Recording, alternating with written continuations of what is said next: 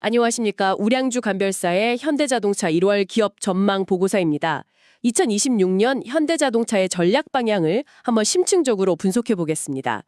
이게 단순히 신차 계획을 보는 걸 넘어서서 현대차가 스스로를 자동차 제조사가 아니라 피지컬 AI 기업으로 바꾸겠다, 이런 거대한 전환을 선언했잖아요. 오늘 그 핵심을 한번 파헤쳐 보는 게 목표입니다. 네, 2026년 1월 8일자 보고서인데요. 아주 시의적절한 자료입니다. 지금 시장이 전기차 수요가 잠시 주춤하는 이른바 캐즘 구간에 들어서 있거든요. 아, 캐즘이요? 네, 그 첨단 기술이 초기 시장에서 대중 시장으로 넘어가기 전에 수요가 잠시 멈칫하는 현상이잖아요. 지금 전기차 시장이 딱 그 상황인데 모두가 이걸 어떻게 건널까 고민하는 시기에 현대차가 하이브리드라는 아주 튼튼한 다리를 놓고 있다는 걸 보여주고요. 그리고 그 너머에 피지컬 AI라는 신대륙을 어떻게 그리고 있는지도 보여주고 있습니다. 그러니까 단기적인 위기 대응 전략하고 또 장기적인 미래 비전, 이 두 가지를 동시에 평가해달라는 요청이신 거네요. 정확합니다. 그리고 시작하기 전에 꼭 짚고 넘어가야 할 점이 하나 있습니다. 이 보고서 결론이 매수적기라면서 42만 원이라는 아주 구체적인 목표 주가를 제시하고 있거든요. 하지만 저희 분석은 이 보고서가 어떤 논리로 그런 결론에 도달했는지를 이해하는 데 초점을 맞출 뿐 특정 종목에 대한 투자 추천이나 자문이 절대 아니라는 점, 이 점을 분명히 말씀드립니다. 모든 투자의 책임은 청취자 본인에게 있습니다. 좋습니다. 그럼 그 논리의 첫 단추부터 한번 끼워보죠. 미래를 이야기하려면 지금 서 있는 땅이 얼마나 단단한지부터 봐야 하니까요. 작년 2025년 성과부터 짚어보겠습니다. 글로벌 판매량이 413만 8천 대로 목표치의 99%를 달성했어요. 시장 전체가 어려웠던 걸 감안하면 꽤 선방한 수치네요. 선방한 정도가 아니죠. 이 숫자에 숨겨진 내용을 들여다보는 게 중요합니다. 특히 북미 시장 성과가 정말 놀라운데요. 5년 연속 판매 신기록을 경신하면서 전년 대비 8%나 성장했습니다. 5년 연속이요? 네. 현대차 그룹 전체로는 미국에서 830만 대 이상을 팔아서 역대 최다 기록을 세웠죠. 이건 그냥 우리 목표를 채웠다, 이 수준을 넘어서서요. GM이나 포드 같은 현지 터주대감들과 격차를 좁히거나 일부 세그먼트에서는 추월했다는 의미가 있습니다. 그게 정말 흥미로운 지점입니다. 업계 전체가 막 순수 전기차에 올인하는 분위기였는데 막상 전기차 수요가 주춤하니까 다들 힘들어했잖아요. 근데 현대차는 어떻게 북미에서 그런 기록적인 성과를 낼 수 있었을까요? 이게 처음부터 의도된 전략이었을까요? 아니면 운이 좋았던 걸까요? 아주 예리한 질문이십니다. 보고서는 이걸 철저히 계산된 유연한 전동화 전략의 성공이라고 분석합니다. 그 답이 바로 하이브리드입니다. 다른 회사들이 전기차 라인업에만 집중할 때 현대차는 하이브리드 라인업을 꾸준히 강화해서 시장의 미묘한 온도 변화에 기민하게 대응한 거죠. 하이브리드였군요. 네, 실제로 2025년 미국 내 하이브리드 판매가 무려 36%나 급증하면서 주춤했던 전기차 수요를 상쇄하고도 남는 성과를 냈습니다. 아, 그러니까 전기차로 가는 그 길 중간에 그 틈새를 하이브리드라는 완벽한 징검다리로 메웠다는 거군요. 보고서에도 보니까 투싼하고 산타페 하이브리드 모델 인기가 대단했다고 나와 있네요. 네, 없어서 못 팔 정도였다고 하죠. 이게 또 중요한 이유가 있습니다. 하이브리드 모델은 전기차에 비해서 보조금 의존도도 낮고요. 일반적으로 마진율이 더 높거든요. 아, 수익성도 좋군요. 그렇죠. 즉, 판매량만 늘린 게 아니라 수익성까지 잡는 그런 질적인 성장을 이뤄냈다는 겁니다. 이렇게 벌어들인 탄탄한 현금이 앞으로 이야기할 거대한 미래 비전에 투자할 자양분이 된 셈이죠. 그렇군요. 현재의 성공이 미래를 위한 발판이라는 말씀이신데, 근데 그 발판 위에 그냥 안주할 수도 있다는 리스크는 없을까요? 하이브리드의 성공에 취해서 완전한 전기차 전환이 늦어질 수 있다, 이런 우려는 보고서에서 다루고 있나요? 그 부분에 대한 답이 바로 다음 챕터에 나옵니다. 현대차가 하이브리드로 시간을 버는 동안 아무것도 안 한 게 아니라 아예 게임의 판을 바꾸려는 준비를 했다는 겁니다. 자, 바로 그 지점입니다. 여기서부터 정말 이야기가 커지죠. 현대차는 이제 스스로를 자동차 회사가 아니라고 말하고 있습니다. 피지컬 AI, 이게 바로 그 선언의 핵심 키워드죠. 가강 세계에 머물던 AI를 현실 세계의 로봇과 결합하겠다, 이런 거잖아요. 맞습니다. CES 2026에서 정의선 회장이 직접 AI와 로보틱스, 모빌리티를 연결하는 피지컬 AI 시대를 열겠다고 선언했습니다. 그리고 그 선언의 중심에는 현대차가 인수한 보스턴 다이나믹스의 휴머노이드 로봇 아틀라스가 있었죠. 저도 그 아틀라스 시연 영상을 봤는데 정말 충격적이었습니다.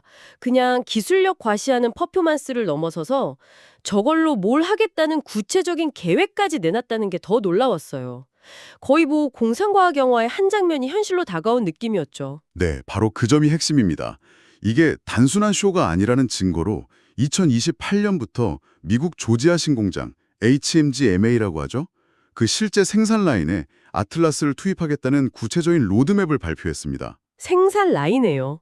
네, 처음에는 부품 옮기고 정리하는 비교적 단순한 작업부터 시작해서요.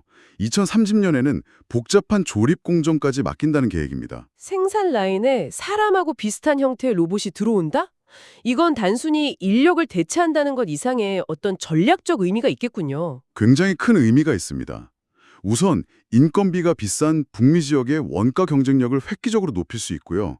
그리고 더 중요한 건 최근에 큰 이슈였던 전미 자동차 노조, UAW의 임금 인상 압박 같은 노조 리스크를 장기적으로 줄여나가는 구조적인 해법이 될 수 있다는 점입니다. 아, 단순히 비용을 줄이는 차원을 넘어서 공장 운영의 불확실성 자체를 제거하려는 시도군요. 이걸 소프트웨어 중심 공장, SDF라고 표현하는데요. 공장이 소프트웨어로 정의된다는 게 구체적으로 어떤 의미인가요? 좋은 질문입니다. SDF는 공장 전체를 하나의 거대한 컴퓨터처럼 운영한다는 개념입니다. 로봇하고 모든 설비가 소프트웨어로 연결돼서 새로운 차종을 생산하거나 공정을 바꿀 때 물리적인 설비를 뜯어 고치는 게 아니고요. 아, 그냥 소프트웨어 업데이트만으로 가능해지는 겁니다. 훨씬 유연하고 효율적이고 데이터 기반의 예측 생산이 가능해지죠. 아틀라스 로봇은 이 SDF를 구현하기 위한 핵심적인 하드웨어인 셈입니다. 이 거대한 그림을 혼자 힘으로만 그리는 것도 아니네요. 마치 어벤져스처럼 각 분야 최고 기업들하고 동맹을 맺고 있어요. 퀄컴하고는 자율주행 기술, 구글 딥마인드와는 AI 알고리즘, 이런 식으로요. 정확한 분석이십니다. 이건 전형적인 빌드 대 바이 전략으로 보이네요. 로봇이라는 하드웨어는 보스턴 다이내믹스 인수를 통해 직접 만들지만 AI나 반도체 같은 두뇌는 최고의 파트너들과 협력해서 조달한다. 아주 실용적인 접근 방식입니다. 네, 독자 개발의 한계를 인정하고 최고의 파트너들과 손을 잡는 실용주의적 노선을 택한 거죠. 특히 주목할 점은 아틀라스의 핵심 부품인 액추에이터, 그러니까 로봇 관절의 움직임을 만드는 장치인데요. 이걸 현대모비스가 공급하기로 한 부분입니다. 그룹 내에서 로봇 핵심 부품부터 완성품, 그리고 공장 적용까지 이어지는 수직 케어라를 완성했다는 의미도 있습니다. 알겠습니다. 피지컬 AI라는 거대한 비전을 확인했습니다. 하지만 비전은 비전일 뿐이고 결국 실행이 중요하죠. 이 보고서는 2026년 한 해 동안 이 비전을 향해서 구체적으로 어떻게 움직일 계획이라고 말하고 있나요? 먼저 전체적인 그림부터 봐야 합니다. 2026년 글로벌 판매 목표가 41만 8천 대입니다. 2025년 대비 0.5% 성장을 목표로 해요. 아주 보수적인 목표죠. 0.5%요? 네. 이건 더 이상 무리하게 판매량을 늘리기보다는 수익성 중심의 내실 다지기에 집중하겠다. 이런 의미로 해석됩니다. 양적 성장에서 질적 성장으로의 전환이군요. 그 질적 성장을 위해선 각 시장의 특성에 맞는 정교한 전략이 필요할 텐데요. 그 권역별 전략을 요약하고 있습니다. 앞서 말씀하신 것처럼 가장 큰 기회자, 리스크가 있는 북미 시장부터 시작해보죠. 북미 시장의 가장 큰 변수는 역시 트럼프 2.0으로 대변되는 보호무역주의입니다.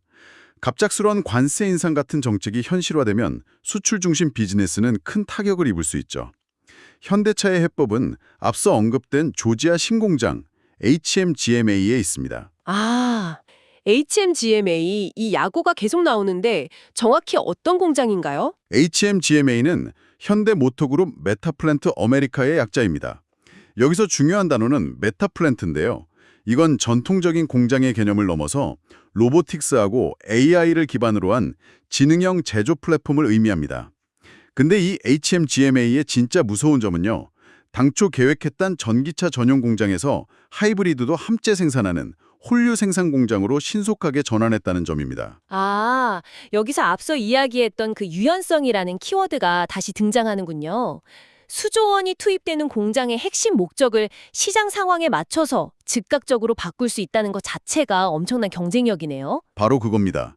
HMGMA의 홀류 생산은 트럼프의 관세 장벽을 피하면서 동시에 북미 시장에서 폭발적으로 늘어나는 하이브리드 수요에 직접 대응하는 말 그대로 일석이조의 전략인 셈이죠. 위기를 정면으로 돌파하는 게 아니라 유연하게 돌아간다. 좋습니다. 북미는 그렇고 유럽은 상황이 좀 달라 보이는데요. 이쪽은 정치 리스크보다는 중국산 저가 전기차라는 상업적 리스크가 더 커 보이는데 보고서는 여기에 대해 어떤 해법을 제시하나요? 유럽은 그야말로 전쟁터입니다. 여기서 현대차의 승부수는 아이오닉 3라는 보급형 전기차입니다. 약 3만 유로 가격대로 출시해서 물량 공세를 펴는 중국산 저가 전기차에 정면으로 맞서겠다는 겁니다. 가격으로 맞붙는군요. 네, 근데 핵심은 이 아이오닉 3를 티류키의 공장에서 생산한다는 점입니다. 한 EU FTA와는 별개로 티류키예와 EU는 관세 동맹 관계라서 유럽에 무관세로 공급이 가능하거든요. 아, 관세가 없군요. 네, 가격 경쟁력에서 밀리지 않는다는 거죠. 흥미롭네요.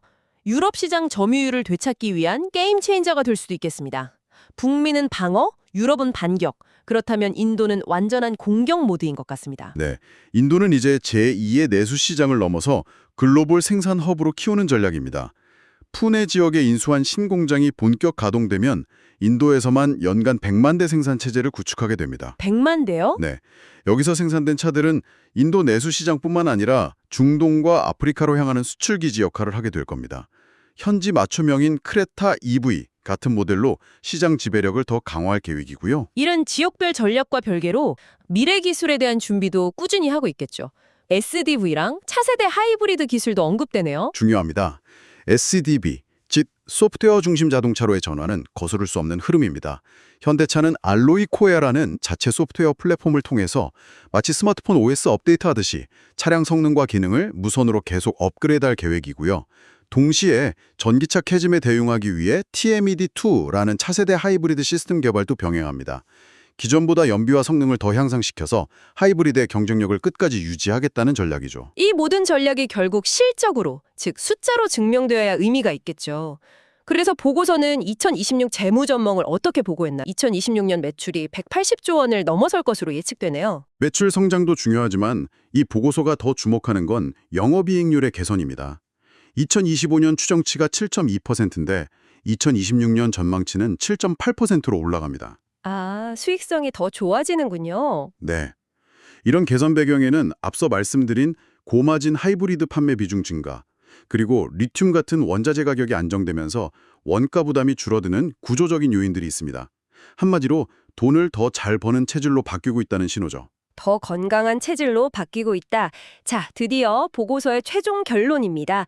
이 모든 분석을 종합해서 목표 주가 42만 원을 제시하면서 피지컬 AI 기업으로의 재평가가 시작된다라고 선언합니다. 여기서 재평가라는 단어가 핵심인 것 같은데 좀 더 쉽게 설명해 주실 수 있을까요? 네. 이 보고서의 모든 논리가 이 재평가라는 단어 하나로 귀결됩니다. 재평가 또는 리레이팅이라는 건요, 시장이 특정 기업을 바라보는 관점 자체가 근본적으로 바뀌면서 기업 가치를 매기는 척도, 즉 밸류에이션이 상향 조정되는 걸 의미합니다. 아, 잣대가 바뀌는 거군요. 그렇죠. 지금까지 시장은 현대차를 전통적인 자동차 제조업체로 보고 보통 주가 수익 비율, PER을 4에서 5배 정도로 낮게 평가해 왔거든요. 근데 이 보고서는 현대차가 로보틱스랑 AI 기술을 가진 테크 기업으로 변신하고 있으니 이제는 PER 10배 이상 받는 테크 기업의 잣대로 평가해야 한다는 주장입니다. 42만 원이라는 목표 주가는 바로 이 새로운 잣대를 적용한 결과물인 셈이죠. 굉장히 설득력 있는 주장이지만 모든 계획이 순조롭게 진행될 때 이야기겠죠. 분명히 위험 요인도 있을 텐데요. 어떤 리스크들을 짚고 있나요? 물론입니다. 가장 큰 불확실성은 역시 트럼프 행정부의 관세 정책이고요. 예상보다 전기차 캐즘이 더 길어지면서 하이브리드만으로는 성장의 한계가 오는 상황도 리스크입니다. 그리고 환율 변동성도 여전히 주시해야 합니다. 보고서는 이런 리스크들에 대한 현대차의 방어 논리도 제시하고 있나요? 그냥 위험하니 조심하라에서 그치지는 않았을 것 같은데요. 네, 이 보고서는 현대차가 각 리스크에 대한 대응 방안을 잘 마련했다고 평가합니다. 트럼프 관세 리스크는 HMG-MA를 통한 현지 생산 확대로, 전기차 캐즘은 하이브리드 홀류 생산이라는 유연성으로, 환율 변동성은 해외 생산 비중 확대를 통한 자연 해지 전략으로 대응하고 있다는 분석입니다. 아, 자연했죠. 네, 예를 들어 미국에서 차를 팔아서 번 달러를 미국 공장 운영비나 부품 구매에 바로 사용해서 환율 변동 위험을 자연스럽게 줄이는 전략을 말합니다. 오늘 분석을 정리해 보겠습니다. 현대차는 전기차로 완전히 넘어가기 전에 숨고르기 시기를 하이브리드라는 아주 강력하고 수익성 높은 캐시카우를 통해 안정적으로 넘어서고 있다. 그리고 그렇게 번 시간과 돈을 단순히 다음 전기차 개발에만 쓰는 게 아니라 로보틱스와 AI를 결합해서 회사의 본질 자체를 바꾸는 피지컬 AI 기업이라는 훨씬 더 큰 그림을 그리고 있다. 위기를 기회로 바꾸는 아주 영리한 이중 전략이라고 할 수 있겠습니다. 네, 완벽한 요약입니다. 위기를 넘어 기회로 오라는 문구처럼요. 단기적인 수익성과 장기적인 미래 비전 두 마리 토끼를 모두 잡으려는 전략적 움직임이 명확하게 보입니다. 전기차 시대가 완전히 오기 전까지는 하이브리드가 돈을 벌고 그 이후에는 피지컬 AI와 소프트웨어가 새로운 성장 동력이 되는 매우 탄탄한 로드맵을 제시하고 있다고 이 보고서는 평가하고 있습니다. 현대차의 미래를 정말 입체적으로 들여다볼 수 있는 시간이었습니다. 단순히 차를 만드는 회사가 아니라 미래를 만드는 회사가 되려는 야심이 느껴지네요. 여기서 마지막으로 생각해 볼 질문을 하나 던지고 싶습니다. 이 보고서는 로봇이 자동차를 만드는 과정에 집중했잖아요. 네, 그랬죠. 그렇다면 한 걸음 더 나아가서 이 피지컬 AI 기술이 발전해서 자동차 자체와 결합된다면 미래의 모빌리티는 어떤 모습일까요? 어쩌면 10년 뒤 우리가 타는 현대차는 단순한 이동수단을 넘어서 스스로 운전하고 우리를 케어하며 집안의 다른 로봇들과 소통하는 말 그대로 바퀴 달린 개인 비서이자 로봇이 될 수도 있지 않을까요? 이 보고서는 바로 그 거대한 질문의 시작점을 보여주고 있습니다.